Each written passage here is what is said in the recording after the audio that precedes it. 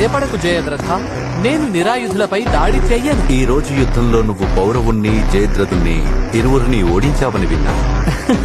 మరి నేను మీ పుత్రుడను, వాళ్ళు నన్ను ఎలా ఓడించగలరనుకున్నారు?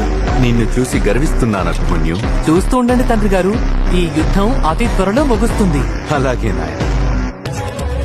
యథ కృష్ణస్తతో ధర్మో యథో ధర్మస్తతో జయ.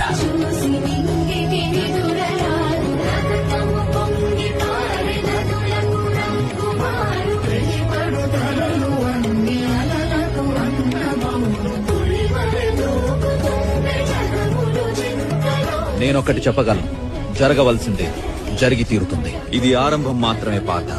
పోరాడుతూ ఉండు, ముందుకు సాగు.